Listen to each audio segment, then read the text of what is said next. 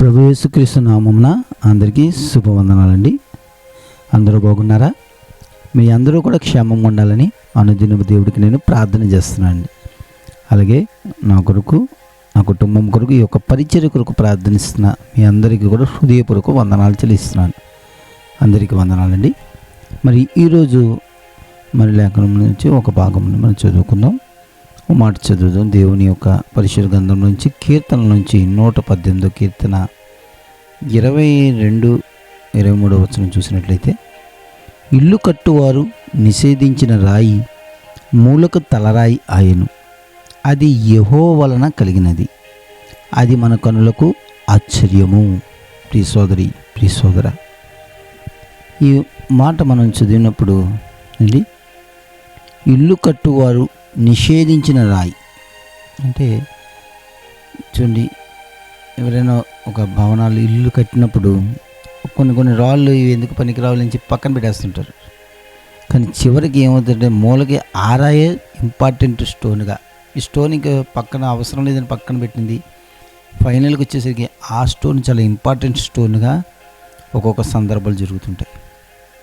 అలాగే ఇక్కడ భౌతికంగా కానీ దేవుని చెప్తున్నాడు, ఈరోజు నిన్ను నిషేధించిన దానిగా, నిన్ను నిషేధించిన వాడిగా నీ స్థితిగతులు పరిస్థితులు ఉండొచ్చు. నిన్ను అందరూ నిషేధించవచ్చు, నిన్ను అందరూ విడిచిపెట్టచ్చు, నిన్ను అందరూ కూడా వదిలేయచ్చు, అవమానించవచ్చు. కానీ నువ్వు జ్ఞాపకం ఉంచుకో ఓ సోదరి, జ్ఞాపకం ఉంచుకో సోదరుడా, రాబోయే రోజులో నువ్వే మూలరాయిగా, నువ్వే ఇంపార్టెంట్ అంటే పర్సన్గా ఖచ్చితంగా దేవుడు నేను చేయబోతున్నాడు.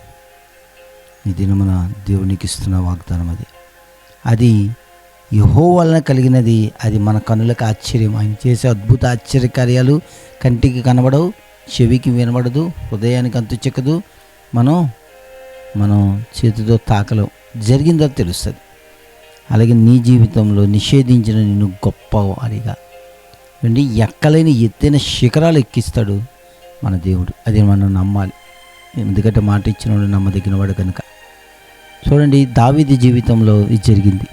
మరి దావీదు తన అన్నలు పట్టించుకునేవాడు కాదు. ఏదో ఆ గొర్రెలు కాచుకుంటూ ఆ క్యారేజీలు తీసుకొచ్చి అన్నలకి యుద్ధానికి వెళ్ళినప్పుడు అన్నలు, ఆ రాజ్యంలో అన్నలు ఉన్నప్పుడు ఆ క్యారేజీలు కట్టి పట్టుకెళ్ళి అలా తీసుకొచ్చి ఇచ్చేవాడు.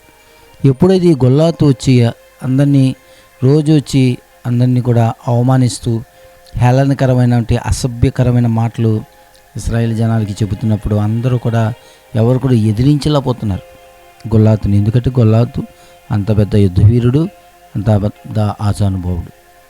కానీ వీళ్ళందరూ యుద్ధాలు చేశారు, సౌలు కూడా చాలా యుద్ధవీరుడే, అయినా వారు కూడా భయపడిపోతున్నారు గొల్లాతుని చూసి ఏంటి. కానీ ఈ దావీదు బాలుడు అందరూ కూడా నిషేధించి పట్టించుకోలేదు. నేను వెళ్తాను నువ్వు ఎట్రా బాబు, పెద్ద పెద్ద యుద్ధవీరులే వెళ్తలేదు, నువ్వు వెళ్ళి ఏం చేస్తావు, కూర్చో, నువ్వు ఎక్కడికి వెళ్ళక, నువ్వు వెళ్ళు క్యారేజ్ పట్టుకెళ్ళి ఇంటికి వెళ్ళు, ఆ గొర్రెలు కాచుకో అని అసలు పట్టించుకున్నారు కాదు. కానీ సున్నతి లేనివాడు నా దేవుణ్ణి అవమానిస్తాడా, నాడు గొడవ ఏదో చూస్తానని చెప్పి దావీదు ఏం చేసండి, దానికి గొల్లాతు మీదకి వెళ్ళినప్పుడు ఆ చిన్న గుణకరాలతో, నున్నని గుణకరాలు తీసుకెళ్తాడంతే. ఆ గుణకరాలతో కొట్టేసరికి ఆ తలకి తగిలి, మనకి తెలుసు ఆ స్టోరీ అంతా ఏంటి.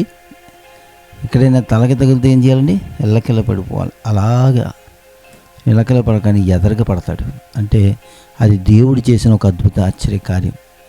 అంతవరకు దావీదు జీవితంలో ఎవరు పట్టించుకొని దావీదుని, ఒక్కసారిగా దావీదు జీవితం ఎలా అయిపోయిందండి, మూలరాయిగా, అంటే మెయిన్ పర్సన్ అయిపోయాడు.